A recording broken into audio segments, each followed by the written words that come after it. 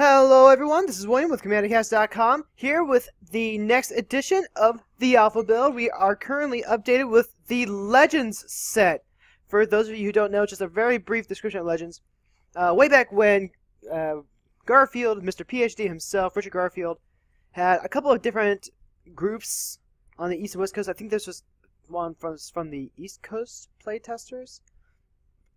Anyway, so the set that Richard's friends came up with was Legends, which was based off of their role-playing Legends. Unfortunately, we're not going to get to really see any of them with this build or even the next 4 because all of those Legends were actually the first multicolored cards in all of Magic. We'll be able to see them in future videos, but unfortunately not today. But we do have some good stuff here. But so let's go ahead and just jump right into the good stuff. The first one that just absolute stand out to me, land tax. That's right, this was an uncommon from Legends. Right there you see the MTGO Masters emblem on your screen. Actually, let me go ahead and make that just a wee bit bigger there. There you go. So land tax, 1 cost enchantment. At the beginning of your upkeep, if any opponent controls more lands than you may search your library for up to 3 basic lands, reveal them, put them into your hand. If you do, shuffle your library.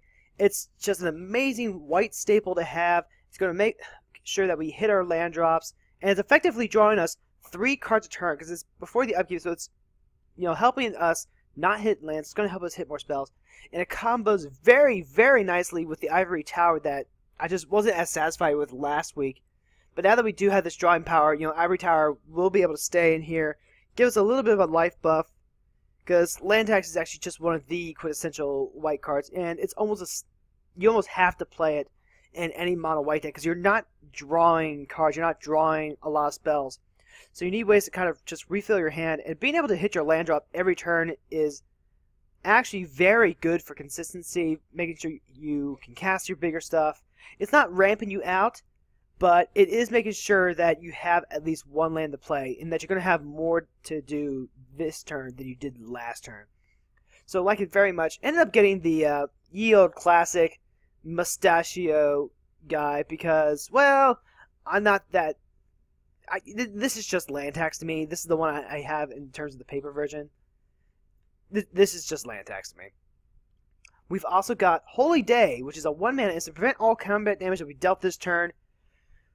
Oh my god, I can't tell you how relieved I am to finally have a fog effect in here that's not going to cost me 7 like with Avacyn, which we'll get to Avacyn in like new Innistrad. Really, we'll get to the new Avacyn later, maybe even in a separate video. But yeah, Holy Day, 1 mana combat trick. Love, love, love these types of effects, especially in multiplayer. And something like this can actually be used to save someone else. So if you need someone else to live for 1 turn, and Avacyn's not on board, Holy Day is definitely going to be the way to get there. The fact that it costs 1 mana is all you can really ask of a fog effect. I like to play 2, sometimes 3 fog effects in my white and green decks, depending on just how likely I feel I am to become a target. With the Atarka deck in paper, I run 3 fog effects because I run a lot of damage doublers in there, and I don't want people trying to kill me on the crackback.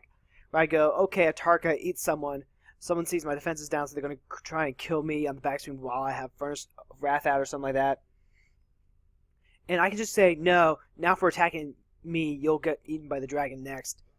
So Holy Day, fog effects, definitely never underestimate the power of Holy Day and other fog effects. And black will get darkness and other cool stuff. And white, green,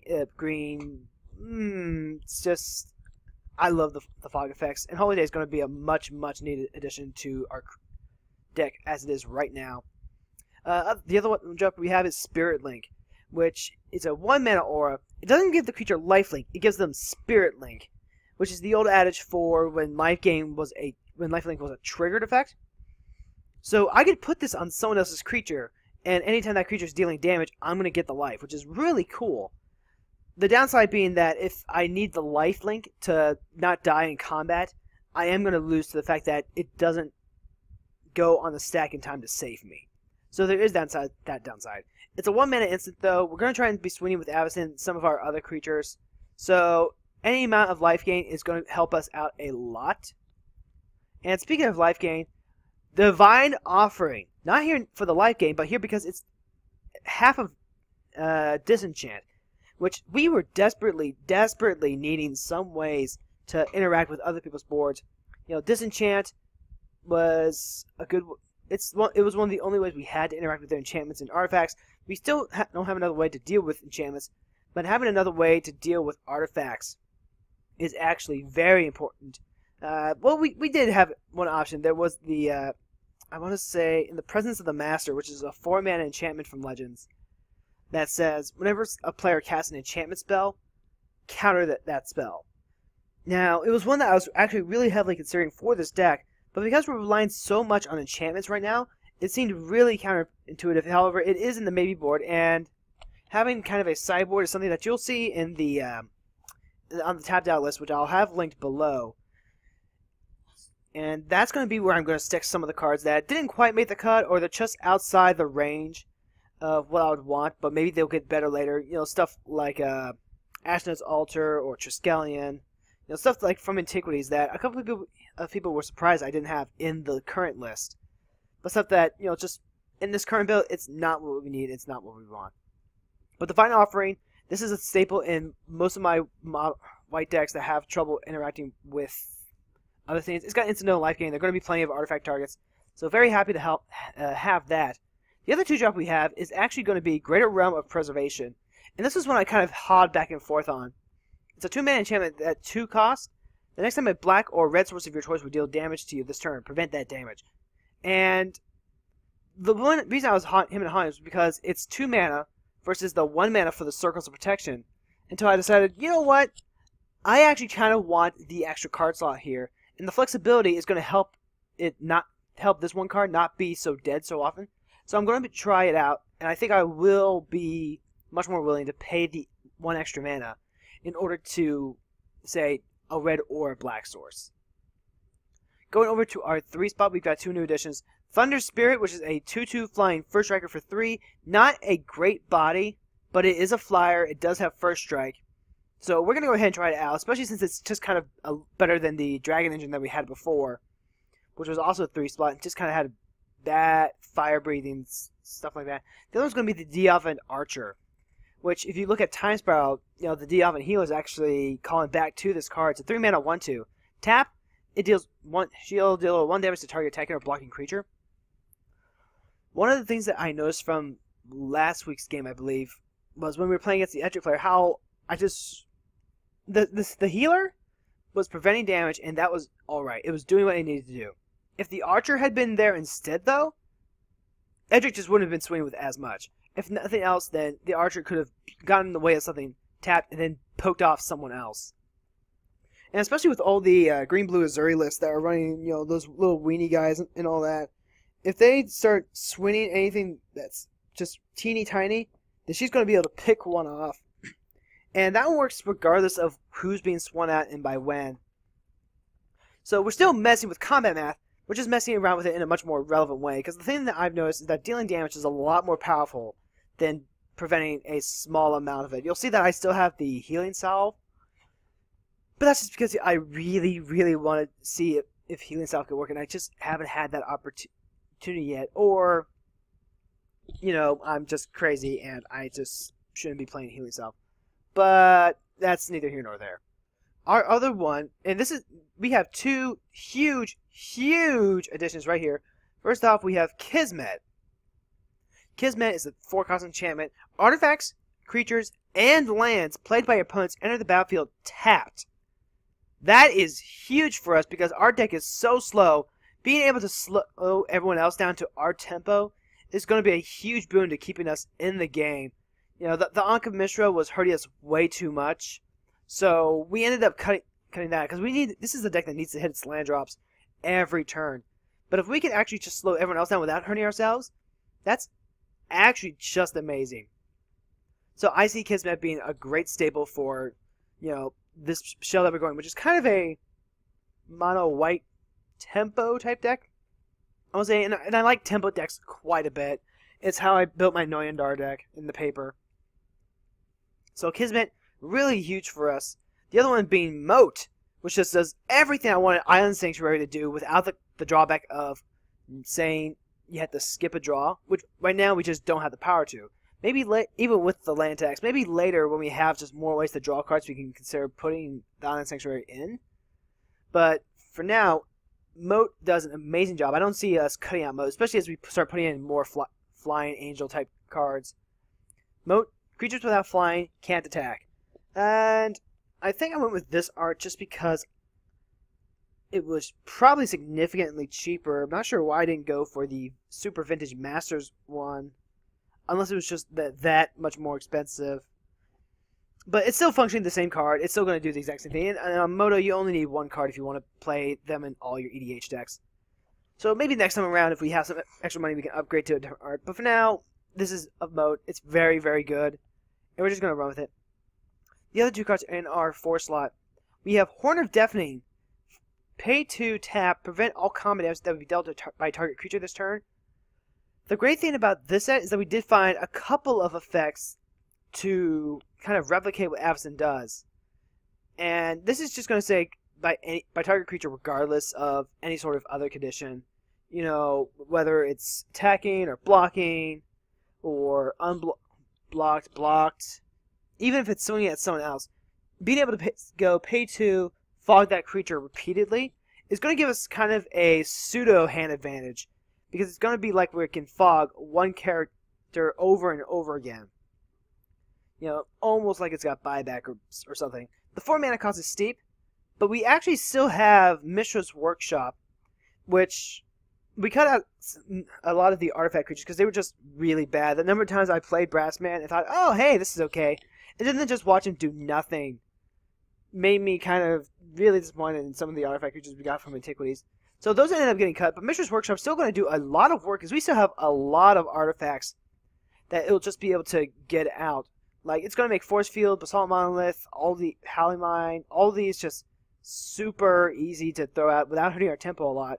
And with Horn of Deafening and Tanos' Coffin and all that, it'll be, I think Mishra's Workshop will actually just be fine still. The other 4-drop, Divine Transformation. Someone pointed out that I didn't include the Tanos' Armory, which was kind of a pseudo-equipment, tap, you don't have to untap it, and target creature gets +1/+1. I didn't. It was worth noting, and I probably should have tried it out. I probably would have if I had accidentally skipped over it. But the Armory is just such a teeny tiny boost that I didn't think it was worth an entire card slot. Divine Transformation, though, +3/+3, it's an enchantment aura. We have, to the best of my knowledge, no real way to get this back other than going through our Felden's Cane to cycle our graveyard back into our deck. But the Divine Transformation does turn Avacyn into a 3-turn clock, does make her a sizable size, and it's going to make most of our creatures size relevant, I want to say. It's taking 2 mediocre cards to make an outright card, which you really shouldn't be doing. But we're at that point now where we need to find ways to make our creatures relevant. And that's one of the big themes that I've been seeing for the past couple weeks, was that the creature power just isn't there. It's bad enough that we're in white, which doesn't get fantastic creatures. But we're at that point in history's Magic where a lot of the spells are just much more powerful than the creatures themselves. If you remember the deck, the first defining Pro Tour type competitive level Magic event deck was a real grindy blue-white deck that won with Armageddon and Sarah Angel on board. And once that happened, Sarah Angel just beat you to death 5 turns in a row while you couldn't really do anything because the lands were gone. So we're hopefully going to see more creatures as we continue moving forward.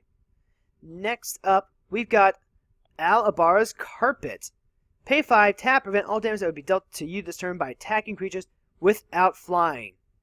So, it's 10 mana to get your first fog effect, but it's a fog type effect that's going to stop anything that doesn't fly.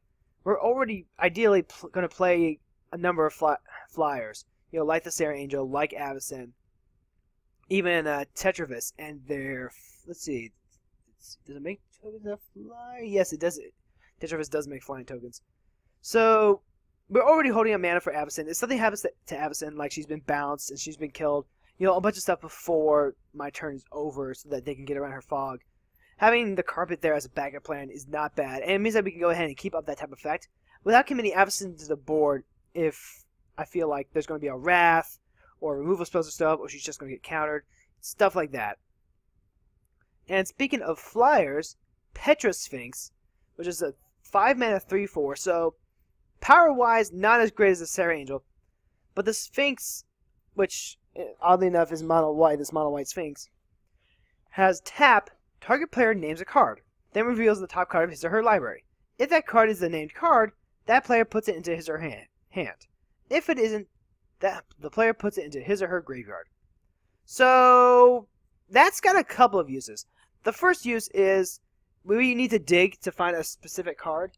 So let's just go ahead and keep naming that card with Petra Sphinx until we actually draw it. The other is a very cute, synergy with Library of Lang, where if you would discard a card, we could put it on top of our library instead. And then, so, for, let's see. If we're using, like, the Bazaar of Baghdad, we can actually discard a card, put it on top, and then right before we're about to take our turn, use Petra Sphinx, tap, name the card, and then draw into it.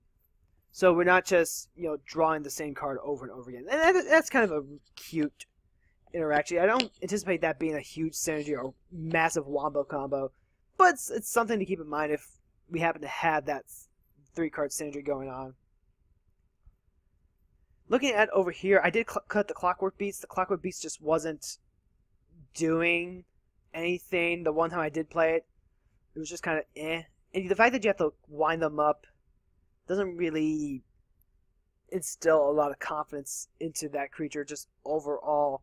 The 1/0 counters was kind of interesting because you could get around Humility that way. The creature would enter as a 1/1 because it has a replacement effect as it's entering.